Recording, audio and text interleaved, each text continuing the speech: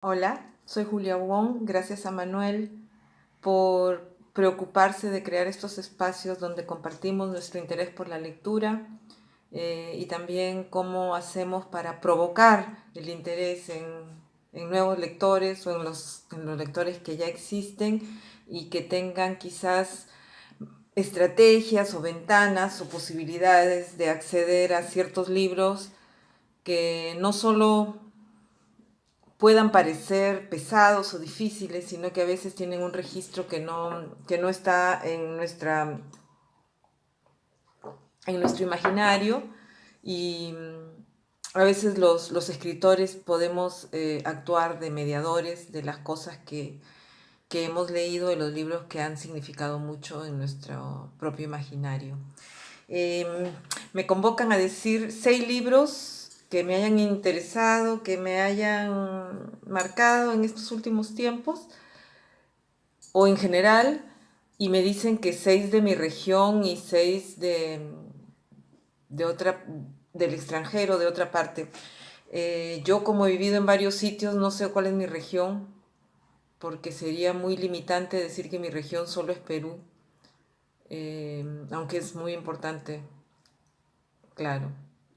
Así que con el permiso de saltarme estas reglas y al pie de la letra voy a leer los que creo que debo contar que son importantes, especialmente ahorita, ¿no? En los momentos que estamos viviendo.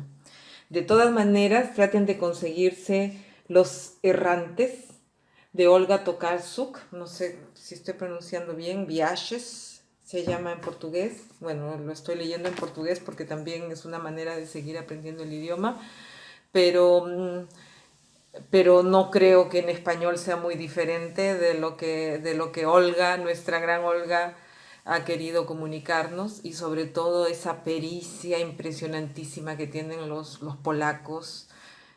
3 golpes al pecho por los escritores de Polonia, muy al margen de que este es la segunda o el tercer premio Nobel de literatura de ese país. Es impresionante cómo maneja información, historia, arte, musicalidad y su propio filtro de cómo ha ido procesando la información para ponerla junta en este libro y después hacer una especie de elegía a Europa, a la historia de Europa, a lo que ha significado toda la impronta musical, ¿no? Desde Chopin. Imagínate que alguien lleve el corazón de Chopin de regreso a su tierra y qué importante que es la música, ¿no? Y me puse a pensar cómo sería si alguien, no sé dónde está enterrada Ima Sumac, por ejemplo, que creo que es una peruana universal y en el sentido de que tuvo una voz escandalosamente bella. Si alguien haría un libro diciendo, por ejemplo, que traería algo del cuerpo de Ima Sumac, ¿no? Las reliquias, las uñas de Ima Sumac, los dientes de Ima Sumac para regresarlos al Perú, ¿no? Es simplemente una alegoría a algo tan inefable, inacible e imprescindible como la música. Muy musical, muy embriagador el libro, ¿no? Embriagador literalmente. Es para el releerlo y enloquecer un poco y volver a la realidad. Es el primero que recomiendo. Muy al margen de que sea premio Nobel o no, espectacular, espectacular. Y ahora vamos por alguien que me encanta, así, Lucía Berlín. Lucía Berlín. No sé si es porque vivió en Chile y a mí sí me caen bien los chilenos y muchas escritoras chilenas y muchos escritores chilenos. Eh, Lucía Berlín es espectacular. Bueno, la comparan, ¿no? Yo nunca hago críticas comparando con nadie, porque no sé, aparte no he leído todos los que dicen que a los que ella se le parece. Creo que ella es muy especial, escribe desde un registro muy propio. Se nota la dura vida que ha llevado, toda la experimentación que ha hecho también, tanto con las puertas que ha abierto desde sus cielos y sus infiernos. Estoy convencida que un escritor tiene cielos e infiernos y 20 anillos hacia abajo y 20 anillos hacia arriba, y que cada una de estas etapas de su creación son muy personales y es a veces un poco insultante que se le compare con otras personas que se han considerado superb, ¿no? Creo que lo más justo que se le puede hacer a un autor es leerlo desde su propia conciencia de escritura, ¿no? Que todos venimos de otros escritores, obviamente, no somos una copia de la copia de la copia de la copia, el plagio constante, pero decir como que alguien se le parece a Borges, se le parece a Carver, se le parece, ¿no? Es como uno que es, que creo que el crítico o el comentador quiere arreglarla como diciendo, oh, qué bueno que es, pero me parece un poco disminuir la propia capacidad del autor de ir creando su propio universo en el momento en el que escribe. Eh, y ahora vamos a la poesía. Uno de los favoritos que está vivo todavía, poeta que he tenido la suerte de conocer y de sentir muy cerca y sentir la enorme personalidad que tiene, es Nuno Giudice, es un poeta portugués. Este libro se llama Navegación sin rumbo, pero tiene muchísimos libros, muchísimos, muchísimos, y vale la pena, ¿no? Y también es embriagador como muchos portugueses, como el portugués en sí, como el idioma que es fabuloso, como el lenguaje, y como alguna vez me embriagué con Camões sin entenderlo, pero solo por sentir esa sonoridad del portugués y sentirme en una barca que me transportaba por los mares del mundo, creo que Giudice también hace un poco ese juego de llevarnos a navegar con él, ¿no? Altamente recomendable. Es, les voy a leer los títulos de los poemas, unos 4 nomás, para que les provoque. Este se llama Trabajo doméstico, Insolvencia, Restos, Jaqueca, La navaja del barbero, Los colores del mar, El insomnio mientras esperan, Huelga general, La crisis griega, Fecundación y El viento que apacigua. Solo un ejemplo para que lo sigan buscando y tengan ganas de leer. Vamos a la región con Juan Carlos de la Fuente Umetsu. Aquí no está el nombre, el apellido de su mamá, que es el que lo delata como semi-oriental. Cuando yo lo veo siempre le digo que es un caballero oriental, un caballero de otra época que ha aparecido aquí en el Perú, en la escena de peruanos poetas rimbombantes limeños o de otras ciudades del país. Y él mantiene, ¿no? Su galantería, su caballerosidad, sus colores, su elegancia de un caballero japonés de otro tiempo. Para mí Juan es de otro tiempo. Me encantó este libro.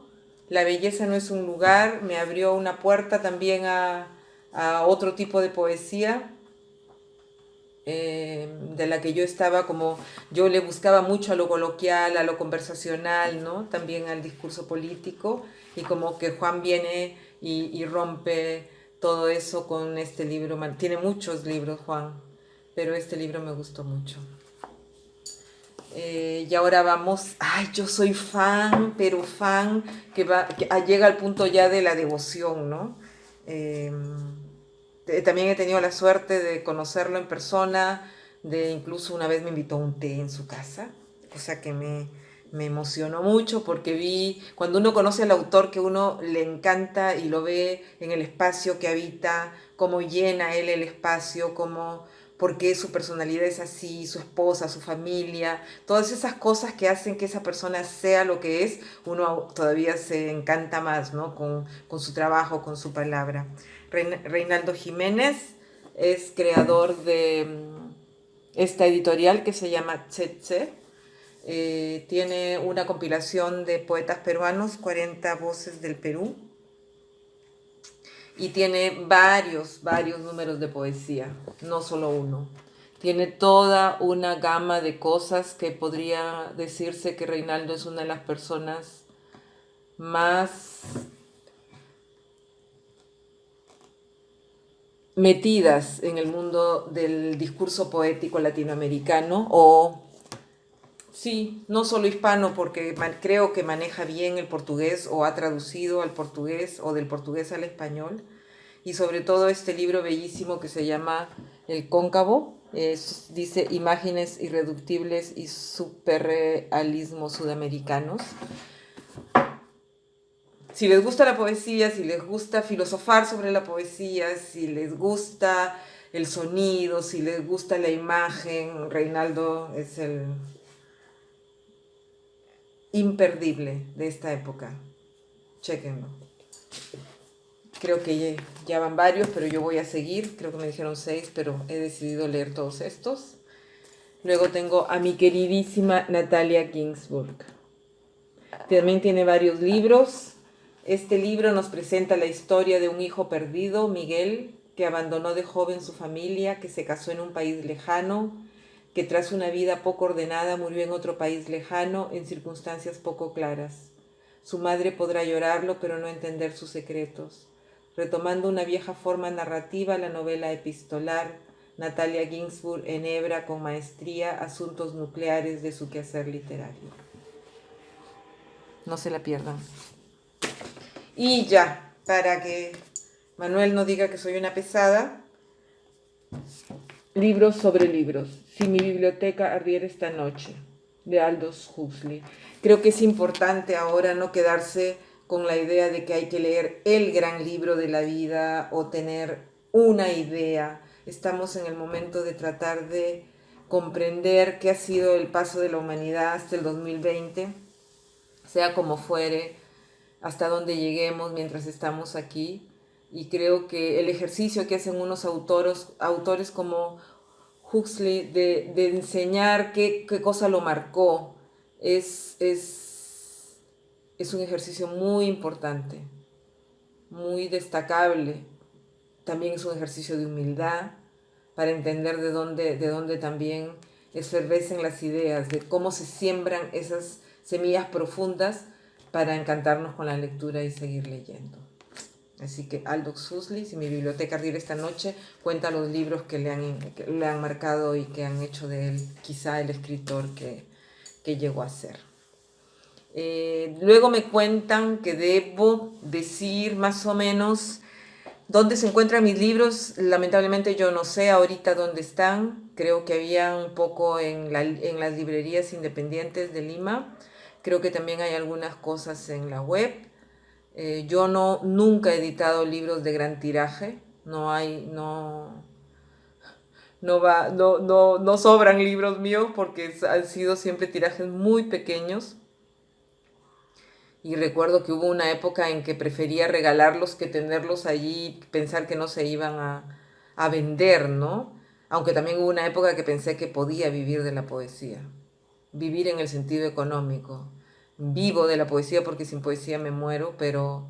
Y de verdad, literalmente, si no escribo, si no leo poesía, me muero, porque es una cosa vital, pero no necesariamente hay un ingreso pecuniario, ¿no? Las editoriales que me han editado creo que tienen libros y creo que liberan tanto mis poemas como los de otros de sus autores constantemente en la web, así que sería cuestión de convocarlos a ellos. ¿Qué editoriales en Perú? Cuando existió Borrador, bueno, existe todavía Borrador, pero creo que ya ahora ya no tiene mucho interés por la poesía, más es la narrativa. Los que los veo siempre con sus plaquettes y muy aguerridos son a los Underground, con mi querido René, que están en Chile. Después Mónica Gameros de Cascada de Palabras en la Ciudad de México, también es muy aguerrida, muy luchadora, muy combativa, le entra con todo. Ediciones muy pequeñas, muy lindas. Melón Editora en Argentina, preciosos libros, Dios mío, qué felicidad que una vez editaron Lectura de Manos en Lisboa, maravillosa editorial, maravillosa. Es uno de mis grandes sueños hechos realidad. Haber sacado con una editorial pequeña, cuidadosa, muy amorosa como dicen los argentinos. En Perú también Edita Tú, que es una editorial pequeña, pero trabaja muy bien los libros. Saqué Doble Felicidad, que tampoco tengo libros, y la misma edición de Melón, que fue Lectura de Manos en Lisboa, también salió con Edita Tú. Y muy lindos sus libros, súper bien trabajados, muy cuidadosos. También me gustó mucho. Eh, la narrativa ha salido con Animal de Invierno. Ellos también liberan libros, también tienen libros muy buenos chicos y chicas, excelentes amigos, excelentes editores y excelentes amigos. Me siento realmente muy agradecida de estar en su catálogo. Y Peisa, ¿no? Peisa, que creyó en mí con aquello que perdimos en la arena. Nunca pensé que Peisa creería en mí. Lo veía siempre tan alto, y cuando editaron y publicaron aquello que perdimos en la arena, me pareció también una de esas cosas inalcanzables que uno siente que ha ido rasguñando las piedras y las paredes para llegar allí, ¿no? Me siento realmente agradecida y honrada de que Peisa creyó en ese librito. Y luego tengo en unas editoriales independientes chiquitas algunas cosas que creo que ya no existen, esos libros, como Editorial Patagonia en Argentina, o 3A, creo que se llamó una editorial, que sacó un librito mío que se llamaba Iguazú. Y por supuesto, Paracaídas creyó en mí también 2 veces, 2 veces creyó en mí. Creyó con la desmineralización de los árboles y con Tequila Prayers, y también son libros excelentes. Muy al margen de que creo que tiene bastantes buenos poemas, no todos están a la altura de algunos, tiene sus altibajos, pero el trabajo impecable del editor se portó súper bien conmigo, y le agradezco mucho también que creyó en mí 2 veces. Y el que quiero con todo mi corazón, muy al margen de que la editorial era preciosa, pero salió del mercado, es Se la canto. He decidido no nombrar los nombres de las personas que están detrás de las editoriales, porque la editorial siempre es un proyecto mucho más grande que la persona que convoca. Lindo proyecto Se la canto, precioso. También súper honrada de haber tenido lectura, Un vaso de leche fría para el Rapsoda con Se la canto, disculpen este lapsus. Súper bien editado, me encantó el trabajo meticuloso, detalladísimo, palabra por palabra, ¿no? Eso donde uno siente, esa persona lee poesía, le gusta lo que uno está haciendo, se interesa por el autor. Y aprendí muchas cosas, ¿no? La experiencia de un vaso de leche fría para el Rapsoda tiene mucho que ver con mi formación un poco académica, que es a veces medio diletante, medio suelta, pero que de todas maneras son 4 años en la Católica, y eso se nota cuando una persona le habla a uno de literatura griega y de toda la mitología, y uno se siente en la calle porque no sabe mucho.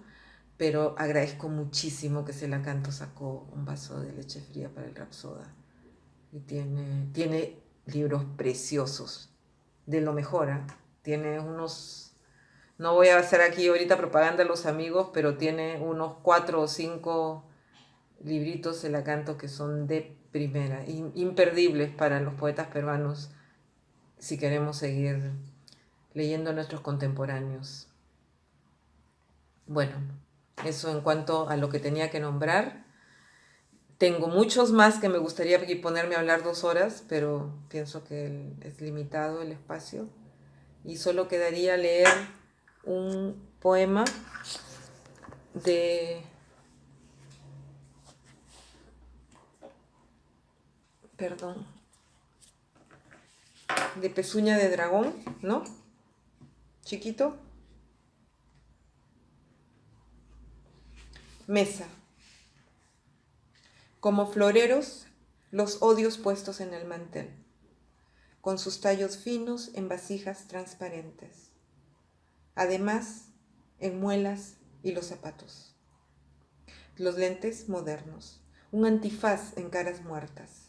No cambian nuestro rictus, aún con la promesa de no oler. La noche apesta, la noche hiende, el mantel sucio, pero no se nota. Hay tantos lunares en él. La prima, la delgadita, miente mucho. Ellos han cobrado la venganza de los siglos. Lo único que su cuerpo anhelaba era golpear de vuelta. Casi siempre caigo en la pregunta iconoclasta de los lazos que no se desatan. Ellos discuten de perdón, pero no perdonan.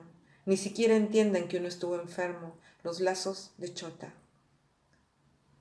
La señora con sus canas dignas de una matrona, sé que no soporta esas diferencias magistrales de Oriente. Cuando yo tuve cáncer, grité mucho. Fue como poner los órganos enfermos en la mesa, exponerlos. Le grité a mi hija y a las visitas sin observar sus intenciones. Ellos no perdonan mi lujo de gritar, odiarlos hasta cansarme. Odié a mi tío alcohólico, ellos propician el ágape de macerado de caña, para rituales de objetos que ni siquiera pueden adivinar. También brindaron por Javier y sus defectos. Ahora veo que la vida se cobra de maneras impredecibles. Ellas no perdonaron que su padre desapareciera en la embriaguez de la noche. Fue maltratado por un chino escapando del imperio. Querían vengarse de mis órganos de Carey rebosados en sociedad atílica. Las pongo sobre la mesa porque son tan bellas y tan brujas, con una capacidad ósea para el desembalse de leyendas sefardíes. Y su madre tiene la fuerza de 100.000 caballos, no como nuestra madre que está amarilla y lastimada. Puso los platos, las botellas, nos llamó a la cena. Nos dijo que partiéramos el pan y que saldáramos las deudas. Allá está la mesa, llena de corazones rotos, azabaches, remojados, en lágrimas de Macao y muselina. Y no por eso nadie vuelve a la vida, sin la enfermedad atávica de la vergüenza. Y no por eso nadie se volvió menos juguete o más hermano. Y no por eso mi madre nació en otra esfera, o cambiaron el límite de la tarde en Portugal, o la hora cuando los amantes se besan en Holanda. De Pezuña de Dragón con Underground Editores. Gracias.